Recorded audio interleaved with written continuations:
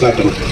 சட்டம் ஒழுங்குங்கிறது சந்தி சிரிக்குது. இன்னைக்கு இத்தனை பேர் நிக்கிறீங்க. நான் சொல்றேன், இந்த சவுக்கு சங்கர்னு ஒரு ஆளப்பா, ஒரே ஒரு ஆள் பத்திரிகையாளர், அவர் போட்ட வீடியோவை தாங்க முடியாம திணறானே.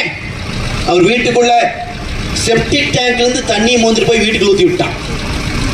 அந்த மனுஷனை துரத்தி துரத்தி துரத்தி துரத்தி கைது பண்ணான். அந்த ஆளும் சளைக்காம போராடினார். அவரை போலவே பல பேரை கைது பண்ணி போட்டான். கருத்தே சொல்லக்கூடாது, இந்த அரசாங்கம் செய்கிற ஊழல்களை வெளியே பேசக்கூடாது, கைது பண்ணிட்டே இருந்தான். இப்ப அவரு பெரிய அறிவாளி தான்.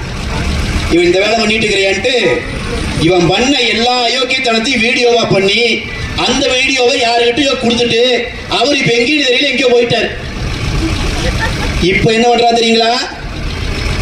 இந்த வீடியோவை போடுற சேனல் எல்லாம் நானும் போட்டேன், என்னை கூப்பிடல. பத்திரிகையாளரா இருக்காங்கல்ல, அவங்க சேனல்ல அந்த வீடியோவை போட்டா வீட்டுக்கு சம்மன் அனுப்பிட்டு இருக்குது போலீஸ்.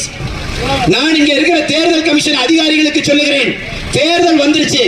இந்த ஸ்டாலின் அரசாங்கத்துக்கு கூலி வேலை பார்த்துக் கொண்டிருந்த அந்த போலி காக்கி சட்டைகளை முதலிலே தூக்கி எறியுங்கள். ஒரு பத்திரிகையாளருடைய வீடியோவை பார்த்து பதறுகிறது இன்றைக்கு ஸ்டாலின் அந்த குடும்பம். அதுக்கு துணை போறாங்க இந்த போலீஸ் அதிகாரிக. இந்த போலீஸ் அதிகாரிகள் மேல நடவடிக்கை எடுத்து இவர்களை சிறைப்படுத்த வேண்டும். எவனுமே பேசக்கூடாதுங்கிறான், பேசுனா மிரட்டுறான், பேசுனா அவதூறுகளை தூக்கி வீசுறான், பேசுகிறவனை துரத்தி துரத்தி அடிக்கிறான், உயிரை சுருக்கம் கொடுக்கிறான், ஊருக்குள்ளேயே வசிக்க முடியாம பண்றான். நான் சொல்றேன், இதே சவுக்கு சங்கர் அதிமுக ஆட்சி இருந்த போது எங்களையும் எதிர்த்து பேசியது உண்டு. அதிமுக விமர்சனத்தை நேருக்கு நேரா சந்திச்சுக்கிறான். உங்களை மாதிரி கோழை மாதிரி அவன் வீட்டுக்குள்ள செப்டிக் டேங்க் தண்ணியை ஊத்தி விடல, அவனை கைது பண்ணி சிறைப்படுத்தல.